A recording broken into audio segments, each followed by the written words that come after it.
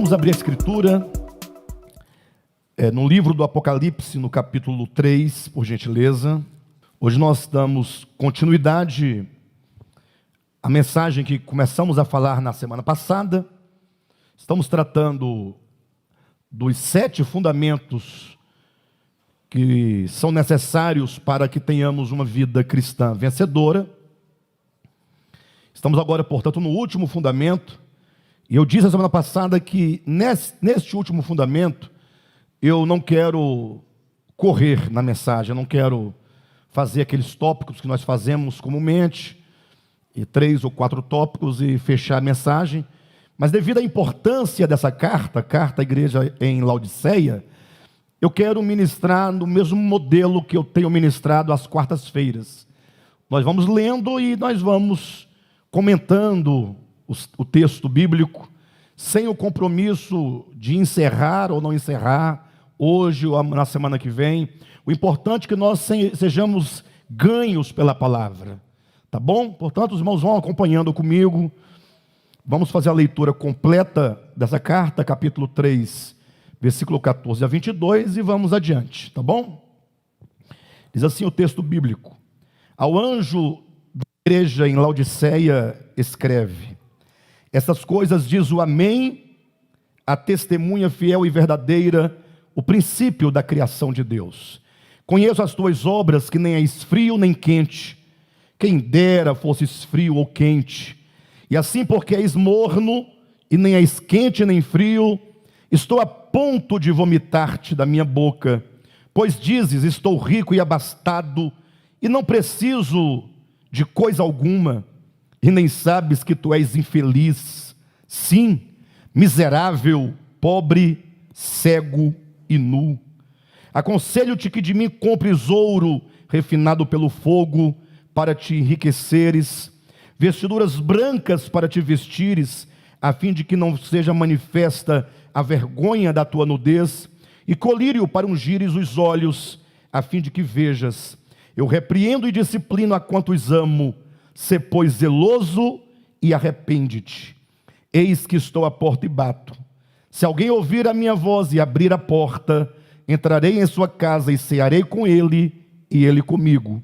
Ao vencedor, dar-lhe-ei sentar-se comigo no meu trono, assim como também eu venci e me sentei com meu Pai no seu trono. Quem tem ouvidos, ouça o que o Espírito diz às igrejas. Queridos, esta é a última carta de uma série de 7, né? Apocalipse capítulos 2 e 3, nós temos 7 cartas: Éfeso, Esmirna, Pérgamo, Tiatira, Sardes, Filadélfia, Laodiceia. Elas são cartas proféticas, porque de certo modo elas apontam a acontecimentos que teriam lugar na história, ao longo da história da igreja. E interessante é que nessas cartas é o próprio Jesus quem fala às suas igrejas. É Ele quem está dizendo à igreja, apontando todos os desvios que haveria de ter ao longo da história, apontando os erros da igreja e, sobretudo, apontando uma saída, dando à sua igreja a solução para o seu problema. Esta última carta à igreja em Laodiceia, ela ganha para nós uma importância maior em relação às outras, não em si mesma, mas é porque ela fala profeticamente para o nosso tempo. Ou seja, essa carta no âmbito profético está falando da igreja do século 20 e da igreja do século 21. E, portanto, essa carta, ela retrata a condição da igreja do Senhor Jesus nesse último tempo, sobretudo falando do coração de cada um de nós, apontando qual seria o espírito desta era, da era em que nós vivemos, o espírito da igreja em relação a Cristo, em relação ao mundo, em relação a si mesma. E na semana passada nós só falamos o versículo 14, nós apresentamos aqui os nomes com os quais Jesus se apresenta a essa igreja. Ele diz: quem fala a vocês é o Amém, é a testemunha fiel e verdadeira, é o princípio da criação de Deus. Se você não ouviu essa mensagem, acesse o nosso site. E eu creio que essa semana deve ser postada já essa mensagem, ou se já está postada, não me lembro. De todo modo, é importante que os irmãos saibam. Então, quando Cristo ele se apresenta a nós, ele fala: olha, aqui quem diz é o fiel. Quando diz amém, essa palavra amém significa verdadeiramente, o verdadeiro, o fiel.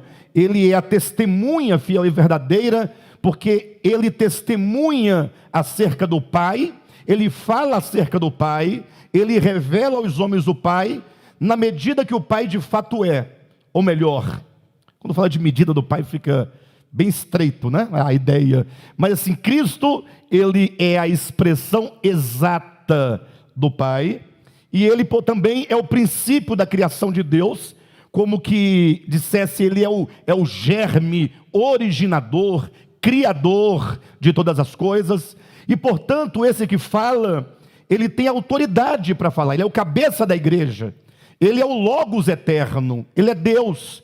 E o versículo 15 começa dizendo assim: olha, conheço as tuas obras.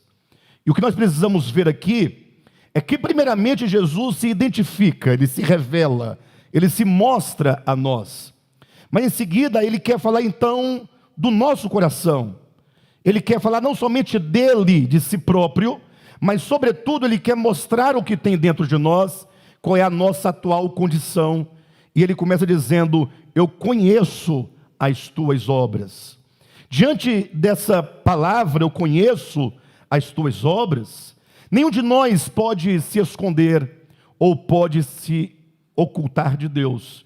Falávamos aqui por último na semana passada o quanto que nós somos inclinados a nos esconder, o quanto que nós somos inclinados a nos enganar, a enganar a nós mesmos, sempre arranjando uma desculpa, sempre arranjando uma justificativa, algo que justifique o nosso procedimento, o nosso comportamento, o nosso viver. E Jesus então, ele se apresenta dizendo: olha, eu conheço o que passa no seu coração, eu conheço o que passa na sua alma. Ou seja, o Senhor sabe exatamente todas as razões e todos os motivos porque nós vivemos ou procedemos deste ou daquele outro jeito. Lembram do texto de Hebreus capítulo 4, versículo 13 ou 12, 13, quando referindo-se a Cristo é dito: porque a palavra de Deus, e Cristo é a palavra de Deus, é viva e eficaz, e ela é mais penetrante do que qualquer espada de dois gumes, e ela penetra o nosso ser, até o ponto de dividir alma e espírito, juntas e medulas, e ela é apta para discernir os pensamentos e os propósitos do coração.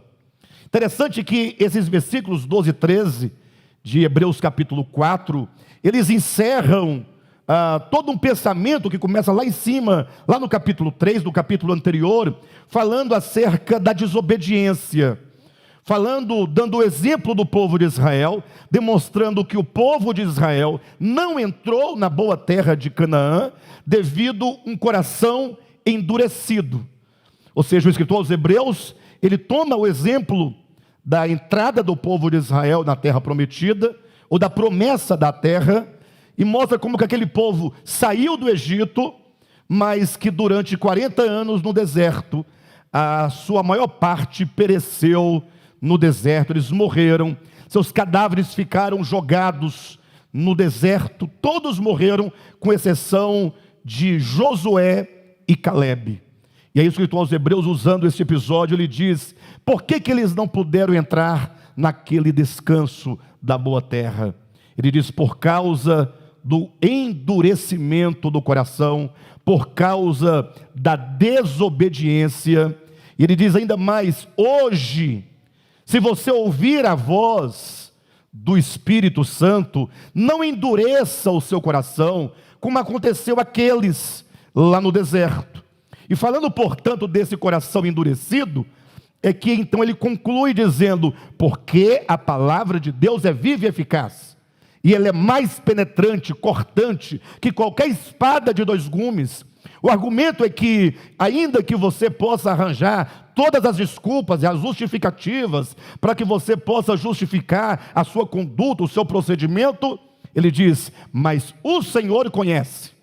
O Senhor não olha para o homem como nós olhamos, Ele não vê como nós vemos. O Senhor, Ele perscruta o nosso coração, a nossa alma, até o ponto de discernir os pensamentos e os propósitos do coração. Então assim, nós precisamos, com muito temor, agora diante do Senhor, ouvir a sua voz, porque Ele sabe do que somos, e devemos pedir: Senhor, que a Tua luz me leve a considerar, se porventura o que o Senhor diz acerca desta igreja, se porventura eu não esteja aqui incluído.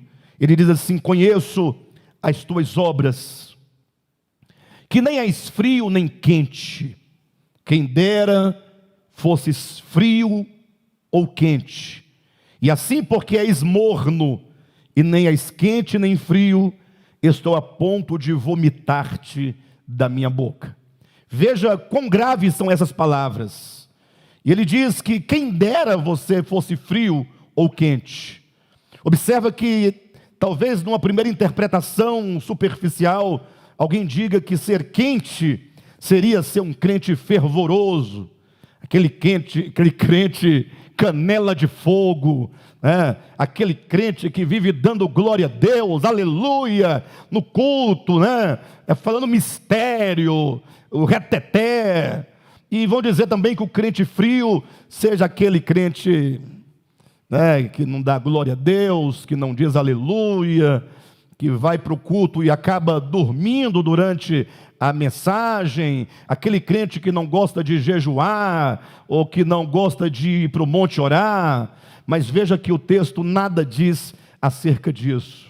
Ser crente ou frio não é essa questão do tipo de crente que você é, no sentido da sua mera busca exterior ou aparência exterior, daquele que parece, né, fervoroso. Me recordo que uma vez uma pessoa me falou: pastor, a sua oração é muito fraca.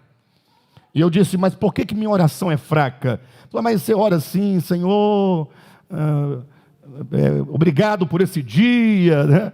Você não tem aquela oração fervorosa, é porque o povo está acostumado com aquelas orações que quando a pessoa vai orar, ela muda o timbre de voz.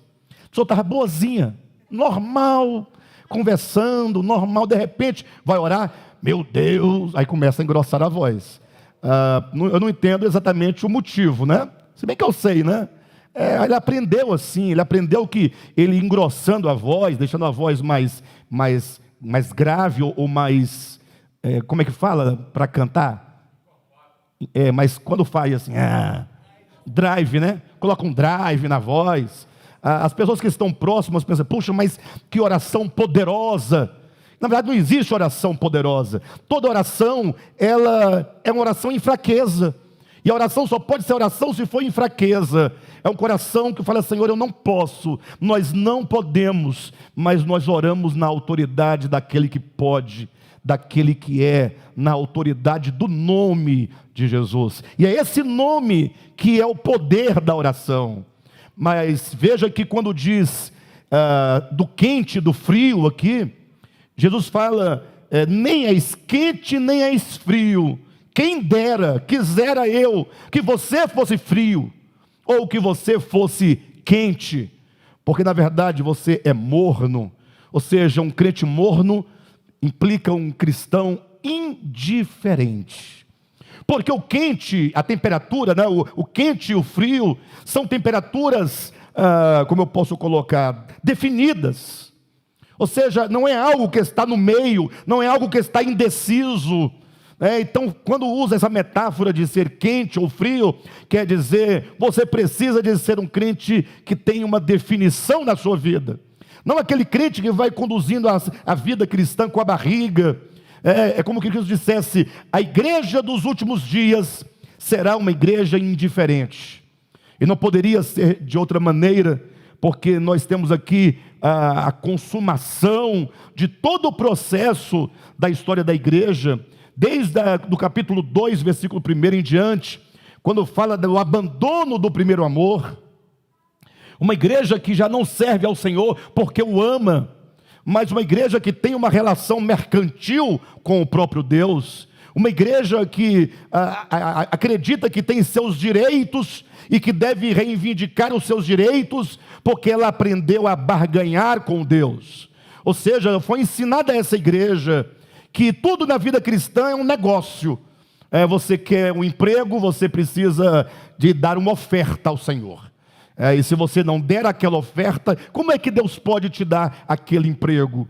Aí você vai lá e faz um esforço descomunal, pega no banco um dinheiro que você não tem, e o banco está sempre disposto a emprestar, mas você não tem porque você está desempregado, mas você pega pela fé aquele dinheiro, e você leva, e você dá, e agora que você cumpriu com a sua parte, você se sente no direito de reivindicar: eu fiz a minha parte.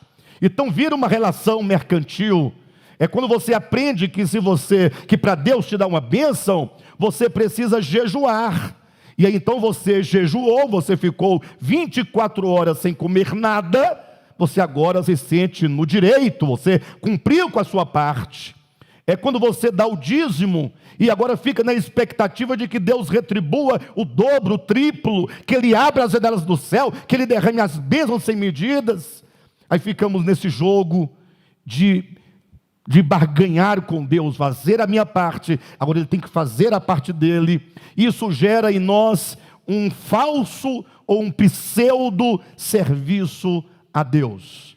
É uma era em que as pessoas estarão vivendo de tal modo para si mesmas, que ela tem a vida cristã como sendo um acessório na sua vida. Lembra aquelas palavras de Jesus, quando Ele diz: olha, os dias da vinda do Filho do Homem, falando desses dias finais da história, momentos antes da vinda de Cristo, Ele diz: como é que os homens estarão vivendo sobre a terra? Ele diz: olha, a vinda do Filho do Homem, ou os dias da vinda do Filho do Homem, serão como os dias de Noé. Como eram os dias de Noé? Jesus fala: comiam, bebiam, casavam-se, davam-se em casamento, plantavam, edificavam. É assim que eram os dias de Noé. E alguém pode fazer um questionamento: pastor, mas eu não entendo o motivo. Onde está o problema de comer e beber? Quem aqui hoje comeu e bebeu? Nós não comemos e bebemos todos os dias? E nós não temos que comer e beber porque nos alimenta, não é? E também é dito que eles estariam não somente comendo e bebendo, mas estariam também se casando e dando-se em casamento. Vocês também não se casaram e não dão seus filhos em casamento, unindo a outros para constituir outras famílias? Onde está o problema do casamento? E diz mais, quando ele diz lá no livro de Lucas, esse mesmo texto, ele diz: e eles estarão plantando e edificando. E onde está o problema de plantar e edificar? Nós não temos que plantar e edificar? O problema é que, vivendo aquele povo em tempos tão difíceis, na iminência do juízo que varreria a terra, aquele povo simplesmente estava como que ignorando, não por desconhecimento, mas por incredulidade, ignorando completamente o que estava por acontecer.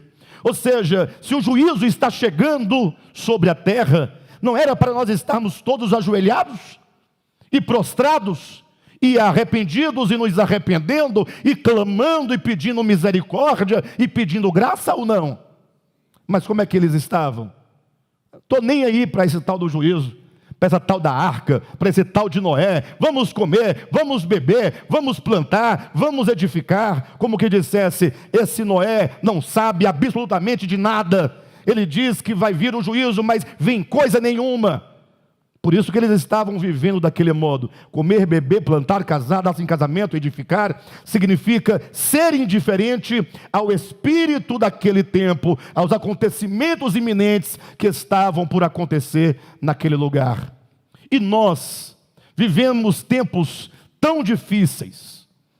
Essa pandemia que nós aí ficamos tão assustados e ainda estamos um pouco assustados, ela é só o começo de algo muito maior que virá. Não pense você que essa pandemia vai acabar e pronto. Não, ela vai acabar, como todas acabaram. Tivemos pandemias piores do que esta, mas segundo o testemunho das Escrituras, as coisas tendem a piorar cada dia mais. Os dias são maus, os homens são maus, os poderosos que nos governam são pessoas más, os seus desígnios são maus. E o Senhor, portanto, está dizendo: quando vocês virem todas essas coisas acontecerem, erguei as vossas cabeças. Mas nós não estamos erguendo a cabeça, nós não estamos olhando para o alto, estamos mornos, estamos na nossa indiferença. É preciso uma reação, não é? E o pior de tudo, não é a indiferença somente. Jesus disse que porque somos mornos, ou porque estamos mornos, quando eu falo estamos, nós nos incluímos a todos nós na igreja de Jesus Cristo no mundo, para que você e nem eu e nenhum de nós pensemos que a nossa igreja não faz parte disso. Não é questão de denominação, é o espírito de uma era. Jesus disse então que porque sois mornos e não és frio nem quente, estou a ponto de vomitar-te da minha boca. Ou seja, o Senhor disse: olha, não dá para engolir a atual condição da igreja. É preciso que nós vejamos a nossa indiferença, que nós não somente possamos saber que essa era tem essa característica, mas nós temos que nos despertar para a nossa condição interior, para a nossa condição espiritual. E veja, eu não estou dizendo aqui de usos e costumes, eu não estou dizendo de um certo reavivamento para que as irmãs deixem de usar brinco, ou fazer isso ou aquilo outro, e os irmãos, quanto a comida e bebida, coisas exteriores. Nada disso eu estou dizendo. Estou falando do nosso coração, da nossa alma, da nossa fé no Senhor Jesus Cristo, da nossa fé no Evangelho, e o quanto que essa fé nos faz nos posicionar corretamente nas fileiras daqueles que estarão com o Senhor, reinando sobre toda a terra. A grande questão, olhe na sua Bíblia, no versículo 16 e 17, que Jesus fala que o maior problema não é simplesmente essa indiferença. Ele diz assim: assim porque és morno, e nem és quente nem frio, estou a ponto de vomitar-te da minha boca, pois dizes. Esse pois dizes quer dizer, a razão porque vocês são intragáveis, estão intragáveis, não é o fato simplesmente da indiferença, que já é um grande problema, mas é o modo como nós nos vemos, o modo como nós nos julgamos, é a nossa cegueira que não nos permite perceber que somos indiferentes. Ele diz: pois dizes, estou rico e abastado, e não preciso de coisa alguma. Como é que está a sua vida espiritual? Uma pergunta. Eu, Alexandre, preciso perguntar para mim, como é que está a minha vida espiritual com Deus? Como é que está o meu relacionamento com o Senhor? Será que eu não estou conduzindo a minha vida como apenas uma tradição? Hoje nós tivemos aqui a reunião do Partido do Pão. Muita gente aqui, graças a Deus, muitos irmãos vieram. Os irmãos aos poucos estão voltando, não somente aos cultos, mas à atividade normal, aos poucos, na medida que as coisas vão se encaixando. Mas o quanto que nós valorizamos as coisas divinas, temos que perguntar isso. Quanto nós valorizamos a comunhão, os irmãos, não é? O bom andamento da causa de Deus, a nossa vida com o Senhor, no nosso coração, no nosso dia a dia, no nosso espírito. O problema que Jesus apresenta é que ainda que sejamos nós tão indiferentes, ainda dizemos, somos ricos e abastados e não precisamos de coisa alguma. É um espírito satisfeito. consigo mesmo. É aquela mente, aquele coração que pensa que está tudo bem e que nada mais é preciso fazer ou receber da parte de Deus. Imagine quando Cristo veio ao mundo. Pense comigo nesse exemplo. O Cristo de Deus se fez carne, veio ao mundo. Puxa, era a grande esperança do povo de Israel. A nação de Israel aguardou por séculos e milênios, ou a humanidade aguardou por milênios a fio a vinda do Messias. Quando vem o Messias, como é que agora os religiosos, judeus, receberam o Cristo? Você vai encontrar naquele cântico de Maria, em Lucas capítulo 1, quando ela diz assim, falando acerca do Cristo, né? Ele diz: despediu vazio os ricos e encheu de bens os famintos. Ou seja, o Cristo de Deus veio ao mundo, mas muitos se sentiam fartos, como quem dissesse: não precisamos do Messias, porque eles tinham uma religião farta de coisas. Ou seja, a religião deles tinha tudo o que uma boa religião precisa. Eles tinham um templo sagrado. Para quem tem um templo sagrado como eles tinham, para que eles querem o Cristo? Eles tinham as festas sagradas, os sábados sagrados, tinham os sacerdotes devidamente estabelecidos segundo a casa e a ordem de Arão, eles tinham as indumentárias sagradas, eles tinham as ofertas, os sacrifícios, os dízimos, eles tinham tudo que uma boa religião precisa. Aí vem Cristo e começa agora a relativizar tudo aquilo que eles valorizavam tanto, porque aquilo tudo eram meras sombras e figuras. Era preciso que eles entendessem que a vida com Deus não é uma relação com coisas, mas uma relação no coração, com a verdade, com o Espírito de Deus. Por isso que é dito que agora o Cristo veio, mas aqueles que se sentiam fartos foram despedidos vazios, ao passo que os que tinham fome, que tinham necessidade, diz, encheu de bens os famintos. Como é que você considera a sua vida espiritual? Não permita, preste atenção nessa advertência, que as coisas fiquem ruins para você buscar o Senhor. Minha mãe costuma dizer assim: meu filho, a grande tribulação está chegando, como que dissesse, aí vocês vão ver o que é bom para tosse. Não espere chegar a grande tribulação, não espere chegar a enfermidade, a dor, a insegurança quanto à vida. Isso porque vida cristã não se resolve num estalar de dedos.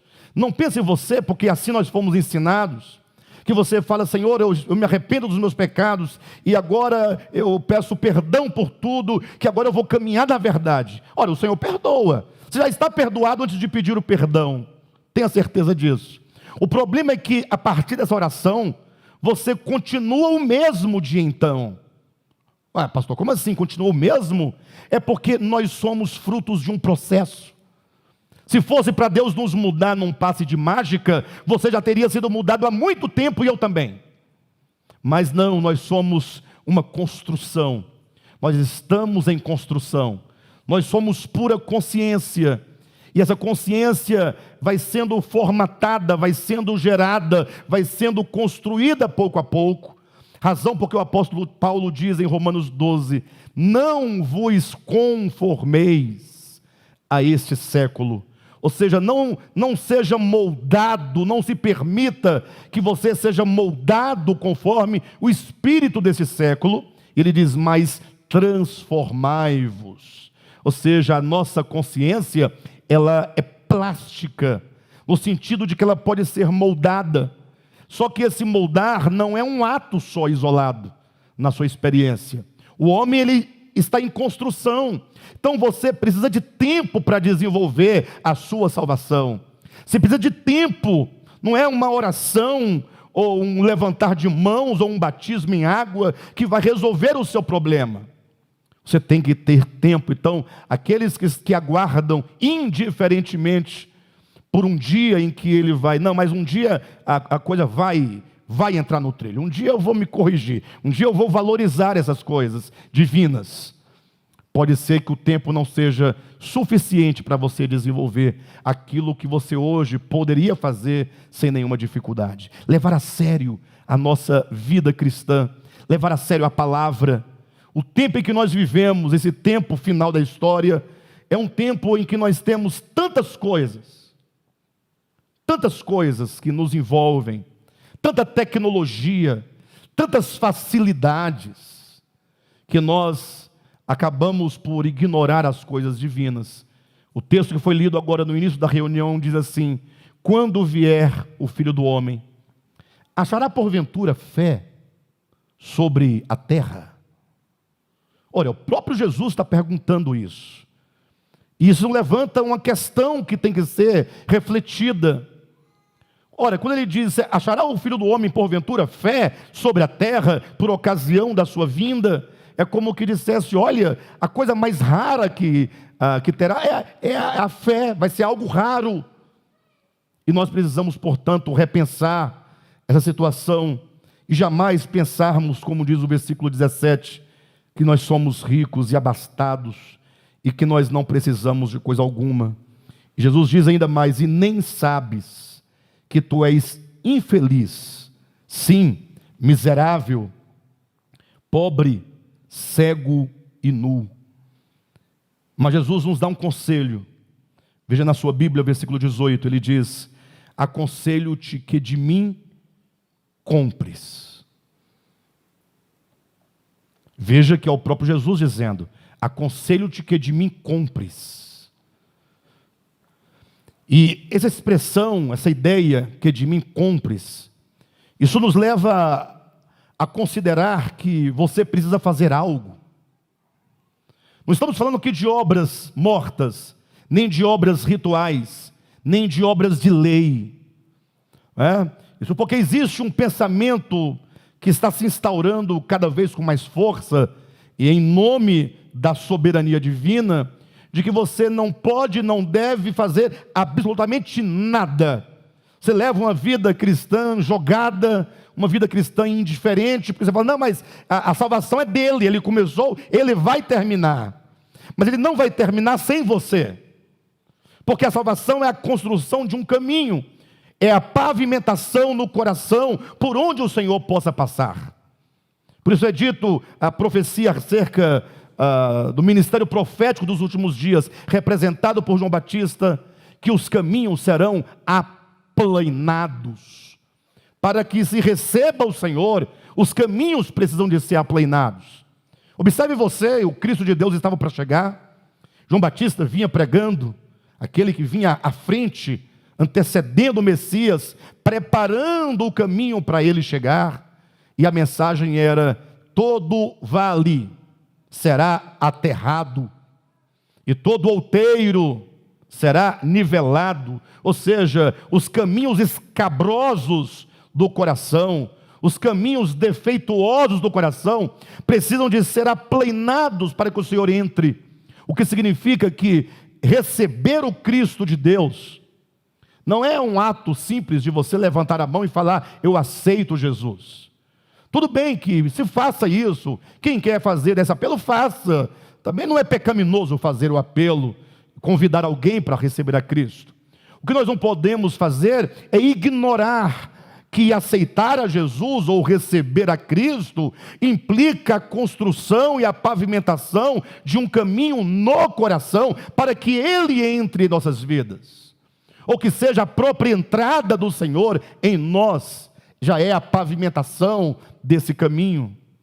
É preciso entender claramente que nós precisamos de olhar para dentro de nós e falar, Senhor, pode entrar e pode pavimentar o meu coração como o Senhor quiser. E o Espírito de Deus vai trabalhar profundamente, tirando todo o excesso, tudo o que falta ele coloca, o que é excesso ele retira, mas para tanto é necessário que nós, como diz o texto, saibamos que nós participamos desse processo de salvação. Quando diz, aconselho-te que de mim compres, ou seja, existe um preço. Não é o preço pelos seus pecados, não é o preço pela sua salvação, não é uma barganha que se faz com Deus para que você dê algo para Ele te dar algo em troca. Não significa, olha, tudo é com muito esforço.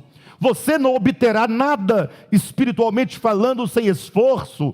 Afinal, o reino de Deus é tomado por esforço. Pastor, mas que esforço é esse? Ora, há uma luta dentro de você, dentro de mim. Já diz o apóstolo Paulo que a carne milita contra o espírito e o espírito milita contra a carne.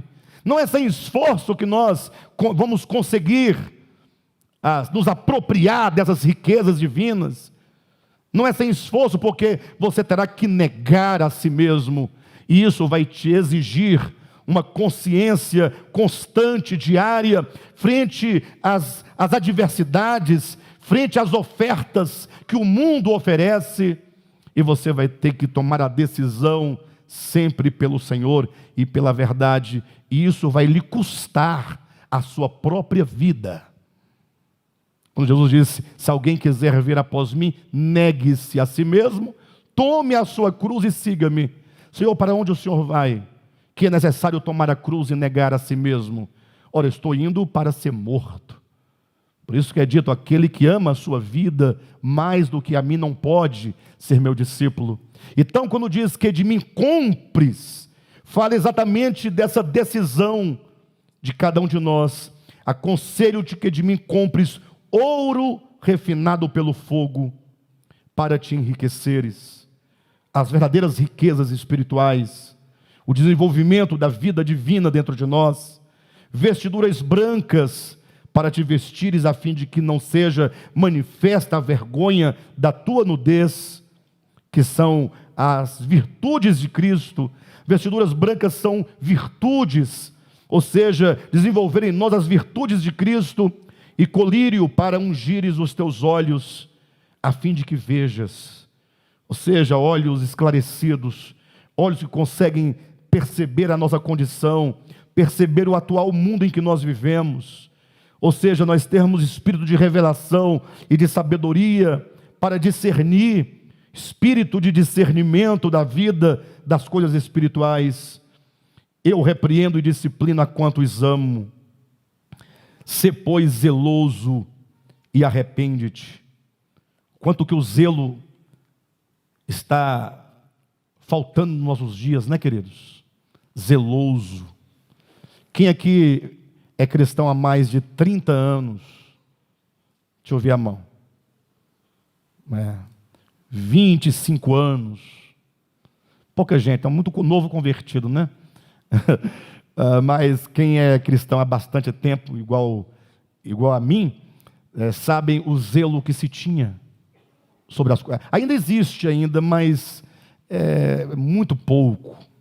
É uma raridade você ver o zelo pelas coisas de Deus. Parece que as coisas de Deus, tudo pode ser para depois, tudo é em segundo plano, tudo é se der, é como der. Não temos mais aquele zelo, aquele carinho, aquele fervor, aquela dedicação. Jesus fala, sê, pois, zeloso e arrepende-te. Eis que eu estou à porta e bato.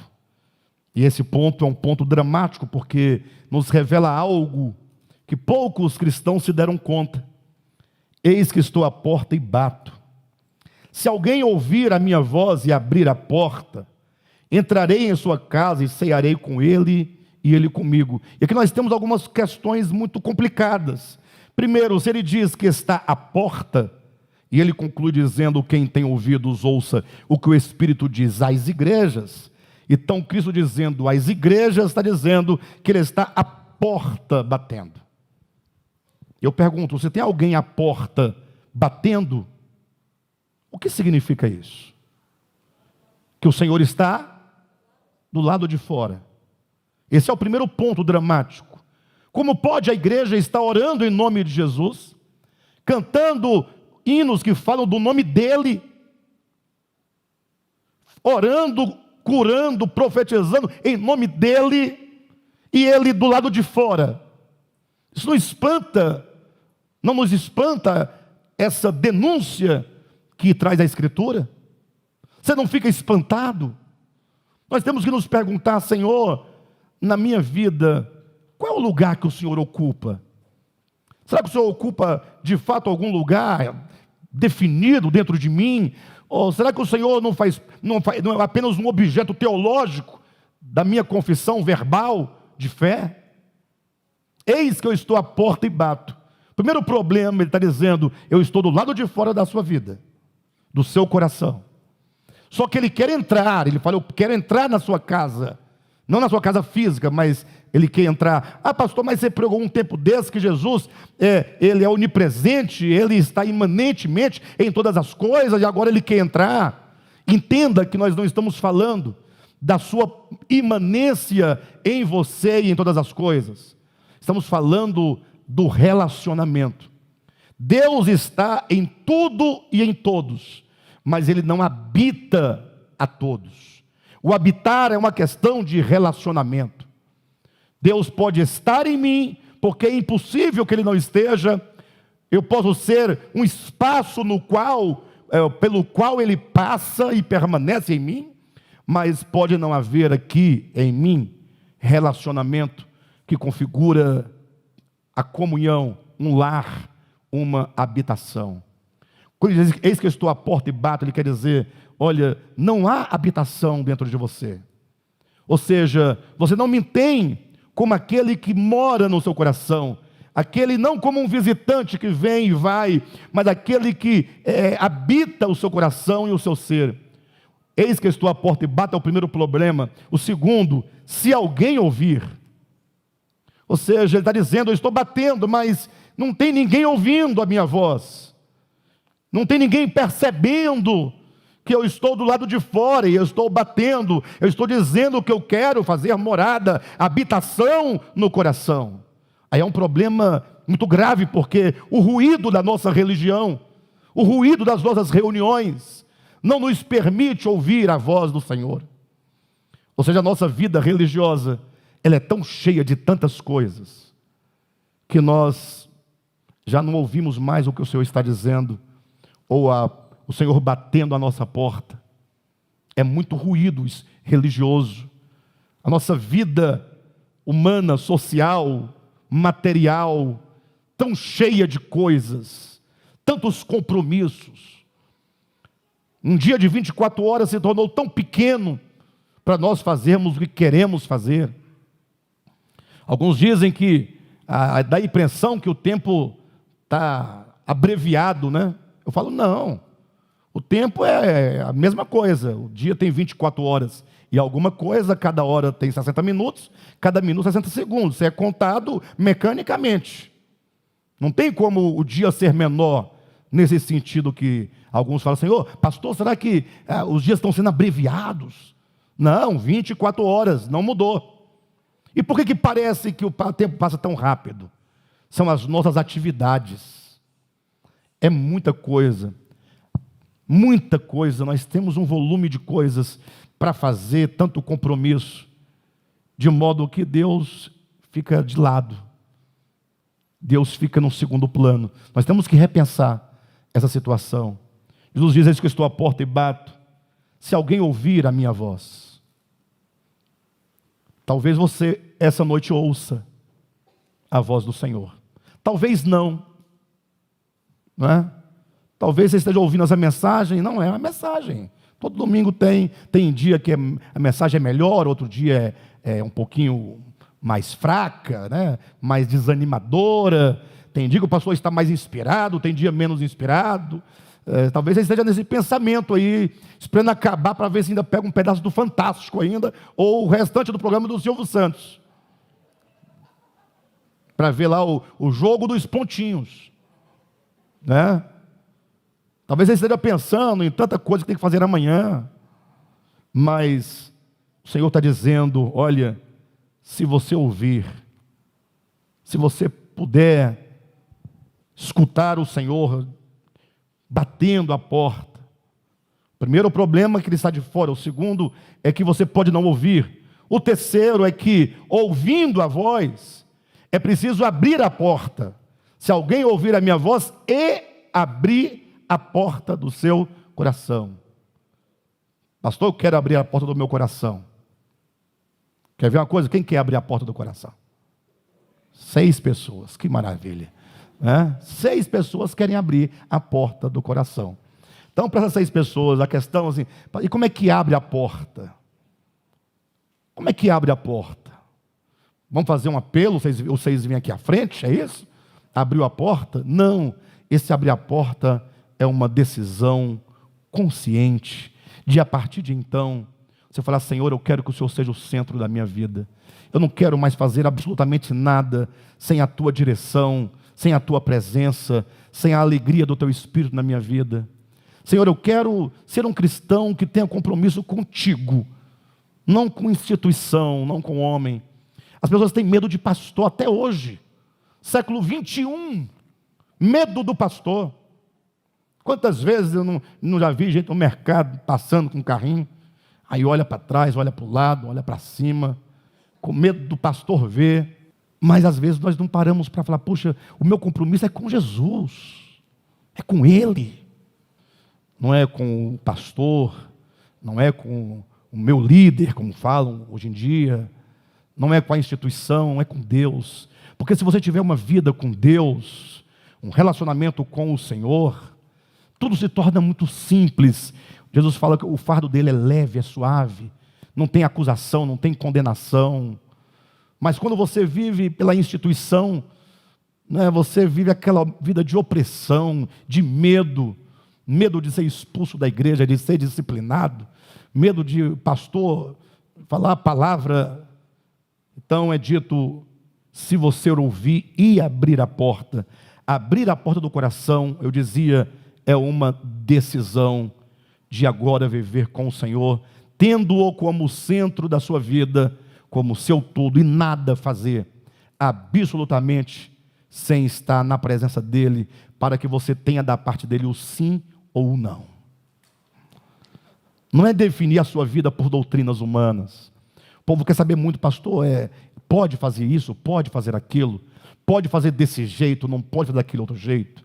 Aí você entrega a sua vida para a mão de um indivíduo que agora vai governar a sua vida.